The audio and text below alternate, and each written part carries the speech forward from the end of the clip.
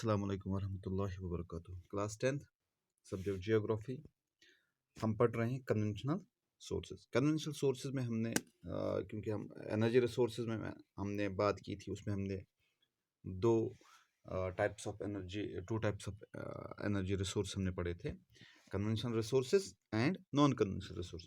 और conventional resource को हमने डिस्कस फिर किया था कि कन्वेंशनल रिसोर्स का हमने एक हिस्सा जो किया था डिस्कस, दैट वाज कोल। तो आज इसके जो बाकी पेट्रोलियम है, नेचुरल गैस एंड इलेक्ट्रिसिटी, आज हम वो डिस्कस करेंगे कन्वेंशनल सोर्सेज के। तो पहला जो है दैट इज पेट्रोलियम। पेट्रोलियम की अगर बात करेंगे तो पेट्रोलियम कहा जाता है दिस पेट्रोलियम और mineral oil is the next major energy source in India after coal. Coal के बाद जो मिनरल ऑयल है या पेट्रोलियम ऑयल जो है वो क्या है, this is considered next major source of what, energy source. Energy source जो है, जो हमें एनर्जी प्रोवाइड करता है, दैट इज पेट्रोलियम। किसके बाद? कोल के बाद। इंडिया में बड़ा अहम रोल प्ले करता है। नेक्स्ट अगर बात करेंगे, क्योंकि ये पेट्रोलियम जो है, petroleum acts petroleum industry act as nodal industry for synthetic, textile, fertile and other chemical industries. तो ये जो पेट्रोलियम है ये एक्ट करता है as nodal industry. Nodal industry कौन? पेट्रोलियम। किन के लिए? जो सिंथेटिक टेक्सटाइल्स है, फर्टिलाइजर्स है एंड अदर केमिकल इंडस्ट्रीज, उनमें जो मेन जो मटेरियल वहाँ पे उनको बनाने में जो मदद देता है, उनको एनर्जी प्रोवाइड करने में जो मदद देता है, दैट इज पेट्रोलियम। पेट्रोलियम बहुत सारा अहम रोल प्ले करता है किसमें? इन इंडस्ट्रीज में। तो अब हम देखेंगे कि पेट्रोलियम की ओकरेंस के कहाँ पे है, कहाँ पे ये पाया जाता है। तो occurrence in India are associated with anticlines and fault traps. Anticlines and fault traps में in the rock formation of tertiary age. जो टर्शियरी एज आपको याद होगा, पिछले लेक्चर में हमने जब पढ़ा था on the base of age, किसका? कोल के बारे में। तो मैंने आपको दो एजेस के बारे में बताया था, गुंडवाना कोल और टर्शियरी कोल। गुंडवाना मैंने आपको बोला था जो 200 मिलियन ईयर्स जो पुरानी होगी, तो उसको हम बोलते हैं गुंडवाना। और tertiary that means 55 million years. तो इसकी ओकरेंस होती है किसके साथ? विद और associated with anticline and fall traps. जो anticline and fall traps process जो होती है किसमें? रॉक फॉर्मेशन में है, एट टर्शियरी एज लेवल जो होती है 55 मिलियन ईयर्स तक। तो इसके अलावा पेट्रोलियम कहाँ पे पाया जाता है, ओकरेंस कैसी होती है? Petroleum is also found in fall traps between pores and non pores rocks. इसके अलावा जो पेट्रोलियम होता है, इसमें क्या होता है, ये पाया जाता है, ये कैसे, हम इसकी ओकरेंस कैसे होती है? जो फॉल ट्रैप्स होती है किन में? Pores and non pores rock, non pores rocks, pores and non pores rocks. इसका मतलब क्या है कि अगर हम क्रस्ट की बात करेंगे, एक जो हम अगर हम उसकी जो लायर्स होते हैं, एक लायर होती है, उसके बाद पेट्रोलियम होता है, उसके बाद फिर से खाली लायर होती है, and this upper and lower layer जो है उनको हम बोलते हैं नॉन पोर्स रॉक्स। उनको हम क्या बोलते हैं? Non pores rocks. उनमें पेट्रोलियम नहीं होता, उसके जो बीच में जो होता है पोर्स रॉक्स, उसमें वो जो बीच में एरिया रहता है, that is filled with petroleum. और इसके साथ साथ पेट्रोलियम जब उसको उसमें फिल होता है, तो इसमें इसकी जो हाँ, फिर इसको रिफाइन कर, इसको बाहर निकाल के इस पे पेट्रोलियम बनाया जाता है। पेट्रोलियम इसको निकाला जाता है, इससे निकाला जाता है। तो अगर हम बात करेंगे कि जब अर्थ क्रस्ट में टेम्परेचर और प्रेशर ज़्यादा होता है, टेम्परेचर प्रेशर ज़्यादा होता है किसमें? अर्थ क्रस्ट में। तो जो पेट्रोलियम है वो गैस की फॉर्म में भी निकलता है। या हम बात करेंगे कि पेट्रोलियम का हिस्सा वो नीचे रहता है, गैसेस फॉर्म जो है, जो नेचुरल गैस उसमें निकलती है वो हाई रहती है, क्योंकि वो उनका जो वेट होता है वो कम रहता है, वो लाइटर होते हैं, वो ऊपर हो जाते हैं। अगर हम देखेंगे कि कहाँ कहाँ पे पाए जाते हैं, तो कहाँ कहाँ पे मुंबई, गुजरात एंड आसाम और मेजर पेट्रोलियम प्रोड्यूसर्स या petroleum production areas in India. तो अगर हम बात करेंगे कि कहाँ कहाँ पे ये पाया जाता है, मुंबई हाई माना जाता है, और इसके साथ साथ गुजरात और आसाम ये है, इनको कहा जाता है कि मेजर पेट्रोलियम प्रोडक्शन एरियाज हम इंडिया की बात करेंगे। तो अगर हम देखेंगे कि ये यहाँ पे इंडिया में, तो ये वो जगह हैं जहाँ पे पेट्रोलियम पाया जाता है। तो अब आपको क्लियर हुआ कि पेट्रोलियम क्या है। Petroleum it's in the form of oil, crude oil की शक्ल में निकलता है, उसके बाद उसको फिर रिफाइन करके अलग अलग कैटेगरीज में इसको डिवाइड किया जाता है, और ये हमें बहुत ही इम्पोर्टेंट माना जाता है यहाँ पे इंडिया में आफ्टर कोल। और मैंने आपको बोला this known as nodal industry for जितने भी केमिकल इंडस्ट्रीज़ है, या सिंथेटिक टेक्सटाइल इंडस्ट्रीज़ है, या फर्टिलाइज़र इंडस्ट्रीज़ है, वहाँ उसमें ये एज नोडल इंडस्ट्री काम करती है। इसके बाद हमारा जो नेक्स्ट कन्वेंशनल सोर्स है, दैट इज़ नेचुरल गैस। तो नेचुरल गैस क्या है, ये हम डिस्कस करेंगे। तो source of energy as well as an industrial raw material, ये नेचुरल रिसोर्स जो है, ये माना जाता है natural gas is important clean energy resource. और इसके साथ साथ ये क्या है, रॉ मटेरियल जो है, इंडस्ट्रीज में जो रॉ मटेरियल चाहिए उसका भी ये काम करता है। तो पाया कैसे जाता है, फाउंड इन एसोसिएशन विथ और विदाउट पेट्रोलियम, जो मैंने अभी बात की थी, जब ये पोर्स एंड नॉन पोर्स जो रॉक्स होते हैं उनमें भी पाया जाता है कौन, गैस, उनमें नेचुरल गैस पाए जाते हैं। लेकिन कुछ एरियाज ऐसे हैं जहाँ पे पेट्रोलियम के बगैर भी ये पाया जाता है कौन, दिस नेचुरल गैस, ये वहाँ पे भी पाया जाता है। तो नेचुरल गैस को कंसिडर किया जाता है, this considered as environmental friendly fuel. Environmental friendly fuel क्यों कहा जाता है, क्योंकि इसमें जो लो कार्बन डाइऑक्साइड होता है, एमिशन उसकी बहुत कम रहती है।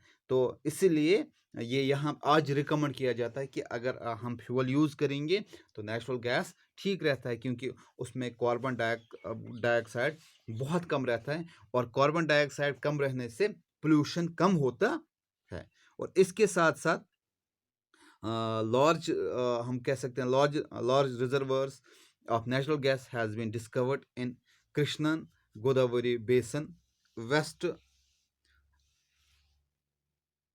Coast, the reservoirs of Mumbai High and allied fields, कहाँ पे, गल्फ ऑफ कैम्बे।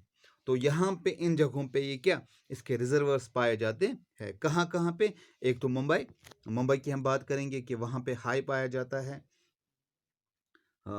और इसके साथ साथ यहाँ पे गल्फ ऑफ कैम्बे वहाँ पे पाया जाता है, और इसके साथ साथ कृष्णा गोदावरी बेसन जो है वहाँ पे पाया जाता है। तो ये इसकी जो हम देख सकते हैं कि कहाँ पे इसके जो एरियाज हैं, एरियाज ऑफ प्रोडक्शंस हम कह सकते हैं, जहाँ पे इसकी जहाँ पे ये निकलता है, तो वो ये एरियाज हैं।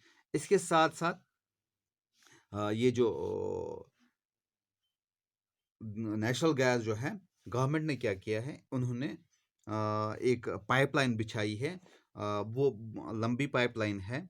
कौन सी pipeline, this natural gas pipeline, वो है 1700 किलोमीटर लॉन्ग, हजारिया, विजयपुर, जमशेदपुर, हाँ, पाइपलाइन।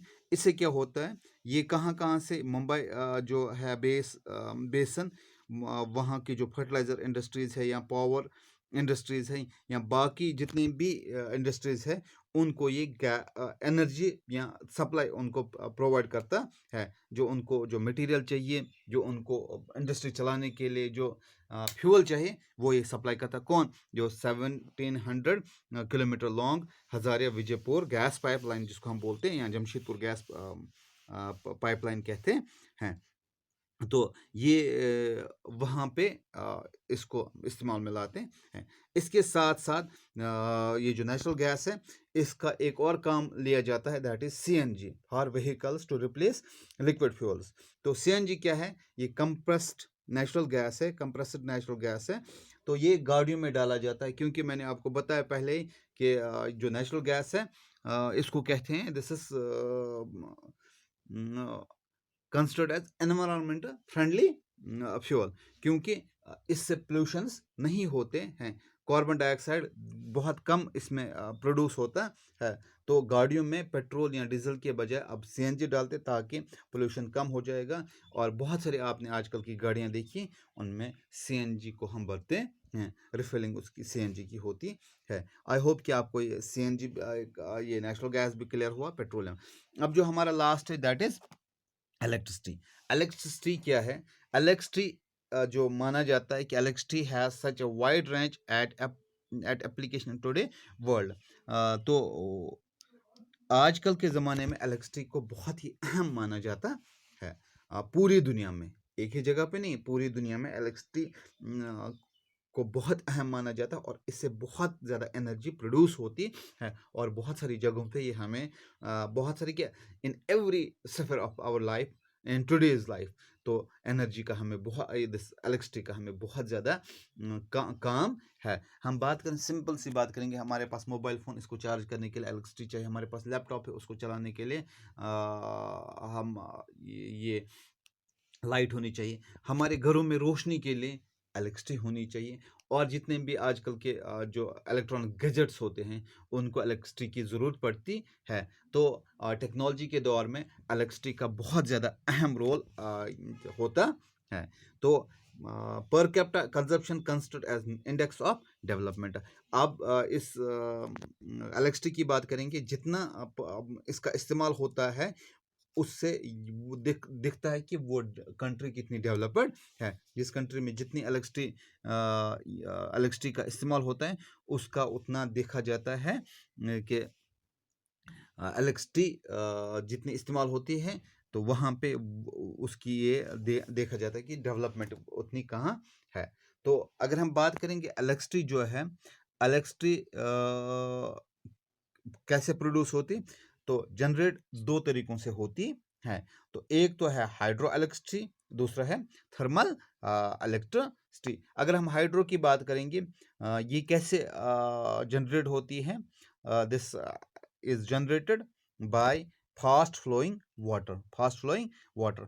इससे क्या होता है, अगर हम बात करेंगे, वो जो फास्ट फ्लोइंग जो पानी जो होता है रिजर्वर्स में, वहाँ से उनको छोड़ते हैं, नीचे जो टर्बन होता है पावर हाउस का, तो उसको वो टर्बन वो रोटेट करता है पानी की वजह से और इलेक्ट्रिसिटी जनरेट हो जाती है। और इलेक्ट्रिसिटी जनरेट होने के बाद जो पानी वहाँ से निकलता है दैट इज़ रिन्यूएबल, और हम इस पानी को दोबारा इस्तेमाल में ला सकते हैं। तो that is why it's also called renewable resource. Electricity renewable resource नहीं, बल्कि जो पानी वहाँ पे है उसको हम रिन्यूवेट कर सकते, उसको हम दोबारा इस्तेमाल में ला सकते हैं। तो पाया कहाँ जाता है, कहाँ बहुत सारी जगहों पे आजकल हम देखेंगे तो power projects, hydel power projects है, क्योंकि हाइड्रो मीन्स पानी के जो पानी से जो चलते हैं पावर प्रोजेक्ट्स, वो देखे जाते हैं। तो प्रोजेक्ट्स जो है जो इंडिया में जो ज़्यादा मशहूर माने जाते हैं है बकरा नांगल दामोदर वैली कॉरपोरेशन, तो और कोपली हाइडल प्रोजेक्ट्स जो है, जो क्या करते हैं, हाइड्रो इलेक्ट्रिसिटी प्रोड्यूस करते हैं। इसी तरह हम थर्मल इलेक्ट्रिसिटी की बात करेंगे तो इसमें क्या इस्तेमाल होता है? अगर उसमें हमने देखा था कि पानी इस्तेमाल होता है, तो इसमें क्या होता है, इसमें इस्तेमाल होता है कोल, पेट्रोलियम एंड नेचुरल गैस। तो इससे वहाँ पे टर्बाइन चलाने के लिए कौन इस्तेमाल होता था? पानी इस्तेमाल होता था, पानी टरबाइन को रोटेट करती थी, लेकिन यहाँ पे इलेक्ट्रिसिटी यहाँ पे जनरेट करने के लिए टरबाइन चलाने के लिए कोल, पेट्रोलियम एंड नेचुरल गैस को इस्तेमाल में लाया जाता है, और वो टरबाइन को हीट अप करते हैं, उनको गर्म करते हैं, जिसकी वजह से उस हीट की वजह से क्या प्रोड्यूस होता है, इलेक्ट्रिसिटी प्रोड्यूस होती है। तो और इसमें क्या है, वो ये नॉन रिन्यूएबल रिसोर्स है, क्योंकि पेट्रोलियम, कोल, नेचुरल गैस जितना भी इसमें इस्तेमाल हुआ वो हम दोबारा नहीं इस्तेमाल में ला सकते हैं, क्योंकि once they are consumed they can't be renewed और they can't be reused. I hope कि आपको ये क्लियर हुआ होगा। तो ये हमारा कन्वेंशनल रिसोर्सेज था, इसमें हमने चार पॉइंट्स देखे, कोल हमने देखा, पेट्रोलियम, नेचुरल गैस, इलेक्ट्रिसिटी। जो हमारा नेक्स्ट लेक्चर होगा इंशाल्लाह कल के लिए, that will be this non conventional resource. तब तक के लिए आप मुझे इजाज़त दीजिए। अल्लाह हाफिज़।